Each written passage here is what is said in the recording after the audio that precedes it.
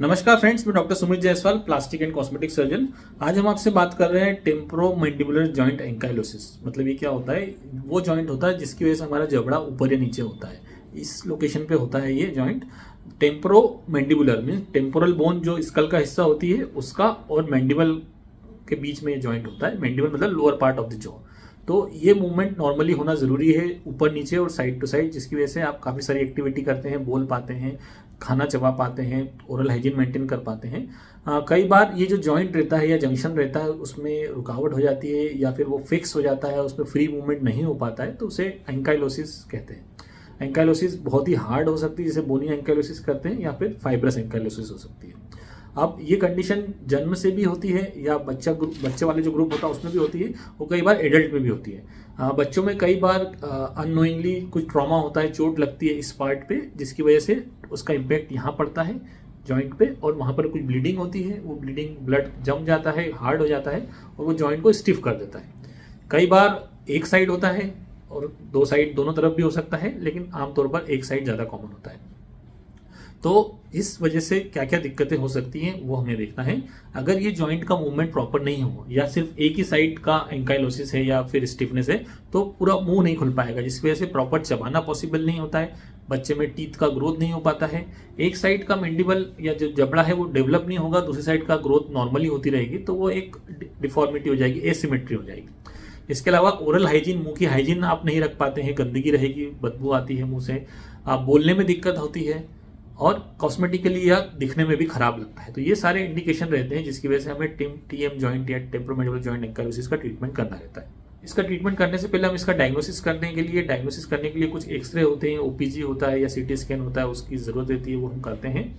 उससे हम डिसाइड करते हैं कि कितना सेगमेंट में एंकाइलोसिस है, किस तरह का एंकाइलोसिस है, और किस तरफ ज़्यादा या कम एंकाइलोसिस है, वो डिसाइड करते हैं। कई बार ये ट्रू एंकाइलोसिस होता है जिसे कि इंट्रा आर्टिकुलर एंकाइलोसिस कहते हैं, मतलब जो जॉइंट है उसमें प्रॉब्लम होती है। लेकिन कई बार आपका जबड़ा नहीं खुलता है लेकिन जॉइंट में प्रॉब्लम नहीं रहती, उसके बाहर प्रॉब्लम रहती है, जैसे कि इस एरिया में, या तो जो मैंडिबल का कोरोनाइड प्रोसेस रहता है उसकी हाइपरट्रॉफी की वजह से हो सकता है, कोई यहाँ पे ट्रॉमा हुआ, फाइब्रोसिस हुआ, उसकी वजह से हो सकता है, क्या कुछ टाँके लगाए हैं, चोट लगी है, उसके बाद पूरा जबड़ा ओपन नहीं हो पाता है, तो वो भी ऐसा लगता है कि टीएम जॉइंट एंकाइलोसिस है, लेकिन असली में वो फॉल्स रहता है, मतलब वो सूडो एंकाइलोसिस रहता है। तो उसमें जो एग्जैक्ट कारण क्या है, क्यों मुंह नहीं खुल रहा है, वो आपको डायग्नोस करना इसलिए ज़रूरी है। अब ट्रीटमेंट क्या करेंगे? ट्रीटमेंट में हमें ये चाहते हैं कि जो जॉइंट है वो फ्री मूवमेंट करे, जबड़ा ऊपर नीचे side to side freely movement हो। तो उसके लिए हमें जो सर्जरी करना रहती है उसमें उस जो पार्ट है जो जहाँ पे स्टिफनेस है उस पार्ट के सेगमेंट को निकालना पड़ता है। इस प्रोसीजर को आर्थ्रोप्लास्टी कहते हैं। आर्थ्रो मतलब कि जॉइंट वाला रीजन, तो आर्थ्रोप्लास्टी करते हैं। कई बार उसे कहा जाता है गैप आर्थ्रोप्लास्टी, मतलब उस पार्ट में गैप क्रिएट करना, लेकिन इसका रिकरेंस रेट या फिर से होने का रिस्क रहता है, तो हम लोग उसके बीच में कुछ मटेरियल डाल देते हैं, या तो वो फैट रहता है या टेम्पोरली स्पेशिया रहता है, वो डाल देते हैं ताकि वो वापस से जुड़े नहीं, रिकरेंस ना हो। आजकल कई बार हम लोग जॉइंट का जो पूरा है रिप्लेसमेंट भी करते हैं। रिप्लेसमेंट में यदि खुद का ही मटेरियल यूज़ करते हैं, कॉस्टोकॉन्ड्रोल रिब्स का यूज़ करते हैं, जो कि बेहतर रहता है, जिसमें कि ग्रोथ भी होती है। जैसे बच्चों में यदि यूज़ कर रहे हैं तो एज के साथ बढ़ता है। और कई बार हम लोग आर्टिफिशियल इम्प्लांट यूज़ करते हैं, जैसे कि THR या hip replacement, knee replacement use करते हैं, जॉइंट उस तरह से करते हैं। तो यदि आपके बच्चे को, या एडल्ट में भी कई बार पेशेंट ज़्यादा हमारे पास एडल्ट में भी आते हैं, क्योंकि वो बचपन में उसका ट्रीटमेंट नहीं कराते तो वो एडल्ट हो जाते हैं। तो अगर इस तरह की कंडीशन है तो आप हमें व्हाट्सएप पे इमेजेस भेज सकते हैं, एक्सरे सीटी स्कैन भेज सकते हैं, फिर उसमें क्या करने की ज़रूरत है, क्या उसमें सर्जरी का ज़रूरत है, वो हमें बताएंगे।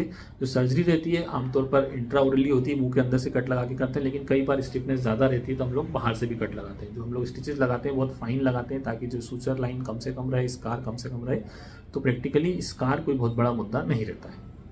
जो प्रोसीजर रहता है उसका ड्यूरेशन करीब 1.5 से 2 घंटे रहता है। आमतौर पर पेशेंट को 1 या 2 दिन हॉस्पिटल में स्टे रखना पड़ता है। उसके बाद मेन चीज़ ध्यान रखने की रहती है कि फिजियोथेरेपी या आफ्टर केयर, जिसमें कि आपको रेगुलरली माउथ ओपनिंग एक्सरसाइज करना रहती है। उसके लिए कुछ डिवाइसेस रहते हैं जो कि रेगुलरली ग्रेजुअली आपके माउथ की ओपनिंग को बढ़ाते हैं, और उसको मेंटेन करने के लिए आपको अगले कुछ हफ्तों या महीनों तक उसको मुंह को ओपनिंग करने की एक्सरसाइज करते रहना पड़ती है।